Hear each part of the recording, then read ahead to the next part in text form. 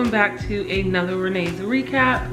I'm Tanisha Renae, and I have not recorded in like 3 weeks. Like, it's almost been exactly a month. And honestly, there's no reason why. I just haven't been motivated to record. If you see behind me, I like to turn on fireplace videos from YouTube, or there's also one I really like on Netflix. All that to say, welcome to the video.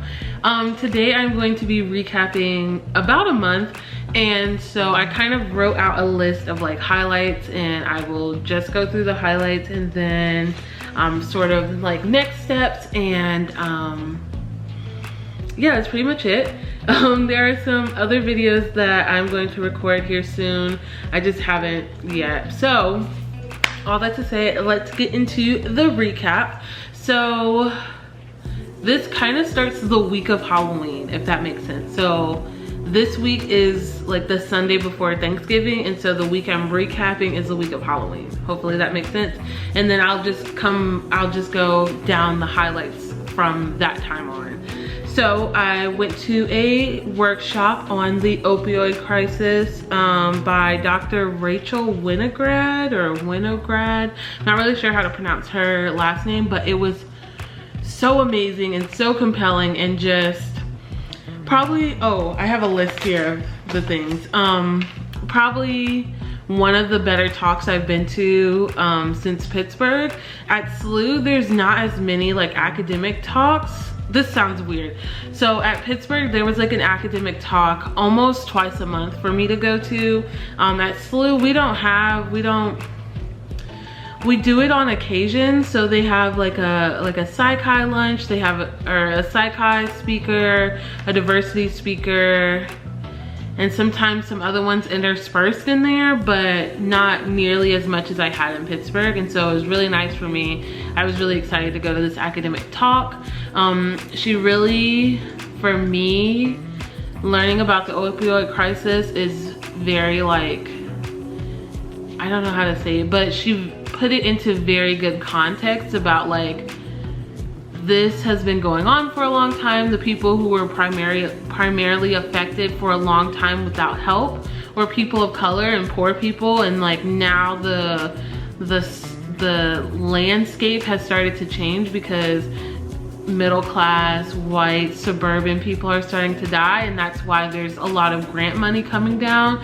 And I think that putting this conversation in context really matters, because you don't want to like do things or be a part of the opioid like I guess prevention, or be a part of correcting the opioid epidemic if you're not going to help everybody, and especially the people who were affected first and the people who were affected the hardest. Anyways, all that to say, super amazing talk. And then I went to a Halloween party. I'm going to insert a clip here about my outfit and stuff. It's really cute, and I filmed it. I just didn't ever show you guys. So here's that clip. Okay, so here is the final look. I did my makeup like this, if you can see. Yeah, I don't know if people care what kind of makeup I use. I just use gel eyeliner to do like the parts of the face that are like colored in. Use my regular eyeliner, use the Naked Heat palette and the regular Naked palette. And then for my lips, I use the Fenty Lip Stunner. I think that's the color. And yeah, so that's that.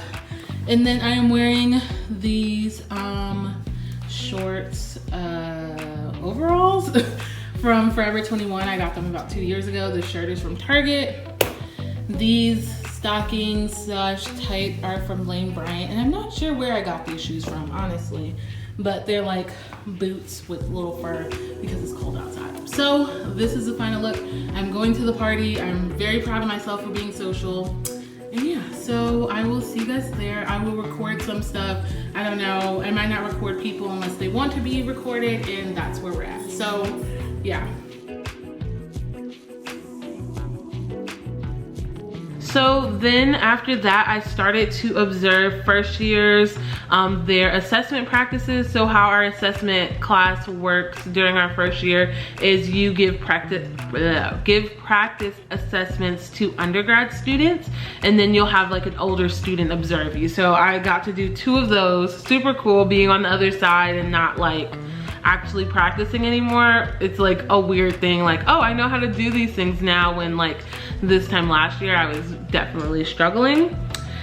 Then I went to the Narcan training, which you will probably see like clips of from the day in the life video, so I don't have to talk about that very much.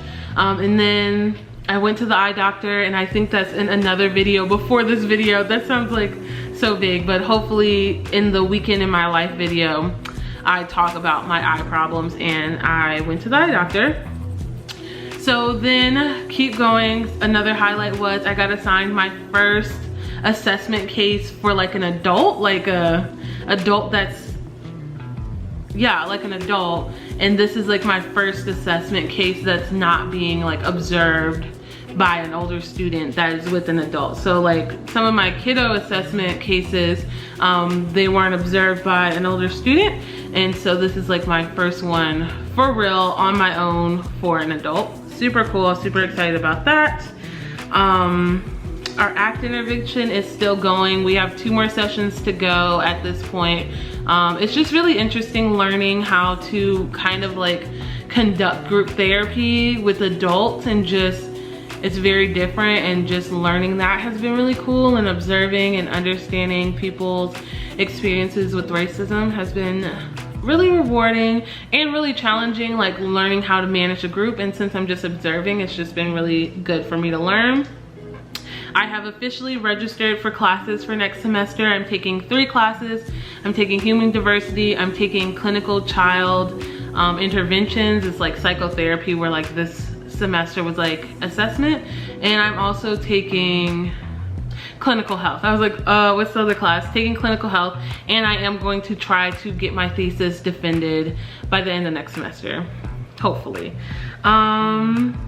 Yeah, so I also sat on 2 graduate school panels, which was like so rewarding, because like that's kind of what I do here, is like I talk about grad school and I talk about the things that I know about grad school and my experiences, but it was cool to do that with undergrads that I had never met. I was a little nervous, but it went really well, and so I was really excited about that.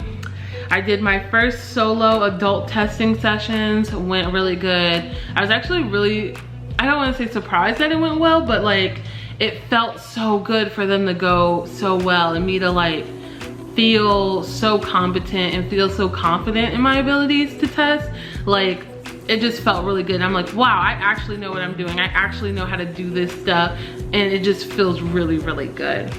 I had a Saturday work session with my lab, so shout out to the Red Lab. We worked on a Saturday together, and it was so nice. Like my lab is everything to me. Like I don't know how I would get through this program without them. Even though we don't like talk all the time, or we're not like super close friends or whatever, like having their support means everything to me, and us having that Saturday session was really cool, and I'm so glad they decided to like join. My ethics class is basically over, so last week was our last class, and then this week we don't have class because it's Thanksgiving week, and then the following week we have an exam. I don't know if I ever talked about my ethics midterm, but I did fine on it, but I did not feel very confident or competent in the material. And so I'm a little bit stressed out about going into the final, just because like we only have 2 grades in that class, the midterm and the final, and it's just like, it's a little scary, but it's okay. And so then I still have clinical child, that still has like basically 3 weeks to go. And then I still have neuroscience or neuropsychology, that still has a ways to go, but it's wrapping up and it's getting to the last classes. Yeah, and so then today was Friendsgiving, which is why my face is all made up. It was super fun. Like we don't really get together as much as we did last year, but I think it's because we're so busy now with like our external placements, classes, thesis, like things are starting to really roll, and it's a lot harder for us to get together. But I do feel like I interact with everybody. Like, this is gonna sound weird, but like I do feel like I interact with everybody in like different capacities, so I never feel like I'm missing that social interaction. But we don't get to hang out that much anymore, and it's kind of sad. Yeah, and so what else is going on? Oh, my thesis is going pretty well. I am hopeful to have all of the methods written up by December 13th or December 16th. And I don't know if I talked about this. I have no recollection of what I recorded previously, but I decided, I think a while ago, to do R instead of using SPSS or Stata, or yeah, Stata, SPSS, but I'm using R, and it's been going really well. And I think one of the benefits of me using R is like, I really love it. Like, it's so much fun to me, like it's fun in context. Like, it's fun for me to like figure out the code and run the statistics and start writing. Like, I finally started writing the methods section as I'm doing the work, and that has been such a game changer, because I was doing all the work but I felt like I wasn't getting anywhere on my thesis, whereas now I'm like doing the work and writing, and so it feels like I'm actually doing something, which is really, really cool. And yeah, so that's basically it. Oh, and my groups, my kiddo groups are going, my external placements, let's just start with broadly, my external placements are going really well. They're starting to move more, especially one is starting to move more. My placement at the residential home for people with intellectual disabilities, like, I'm starting to feel like I know what I'm doing a little more, instead of like me trying to like figure out how they do things, when I just need to be like more assertive, and this is how it needs to be done. And it's like a, what's it, like professional development for me, because I'm not very assertive and I'm not very like, you need to do this, but I think it's a good learning opportunity for me, and I still feel okay mostly about that one. So my other external placement, working with the kiddos, it's going super well. I did have some instances with like some, I don't know, problematic behavior, but they are okay. Like, it's not like problematic that I can't handle it. It's just like, you know, it is what it is. And the intervention that we're doing at the school is more behavioral based anyways. And so if I don't get to the like lessons about feelings and stuff, it's not a big deal, because the main goal is for us to teach the kids how to behave better in class, if that makes sense. So that was cool. And I got my first like letter from a kid. I got an apology letter for her behavior, and she wrote it all on her own. Her teacher didn't prompt her, and that was really cool and very nice. And yeah, it's just, I don't know, something about, for me, working with kids is like super meaningful. I know it's like my emphasis, but I don't know, being around kids and just seeing like resilience in action is really cool for me. And yeah, I really like it. And despite having, like, I had 2 instances of like really back-to-back like really rough behavior, but like I still was like, okay, well, I'll just try better. I'll try to manage their behavior better next week, and I still feel really good about it. I still feel like they're getting stuff out of it. So all that to say, I'm going to do better with recaps, or at least maybe just doing bi-weekly, since the end of the semester is kind of starting. It just feels very busy. Like, I'm trying to get 2 assessment cases off my plate, do feedback and get them closed, and one of my clients is moving to bi-weekly, and just trying to get everything together before the end of the semester, because I literally cannot do anymore at this point. Like, I just feel like I'm super stressed out, I'm super homesick, and it's just like, I personally cannot take anymore. So I know I still have an exam left after the ethics exam, my neuro exam, which I feel okay about, because I've done really well on the other 2, like really well, like scary well on the other 2. So I know that the way I study and stuff, it works for me. And so I'm just gonna do that again for the last one. But this ethics exam, I'm super worried about, but we're just gonna get through it. And I mean, yeah, That's how, yeah, I don't know. So all that to say, things are moving and shaking here, super stressful. I've been doing very bad with recording, so I'm going to try really hard to do better these next couple days, especially over Thanksgiving. I'm trying really hard not to do any schoolwork over Thanksgiving, so that means the next 2 days I really have to like flush it out and get as much done as possible, so that I won't feel like obligated to work over Thanksgiving, because I really want to give myself a break. Wow, this video is so long and I did not think it was going to be this long.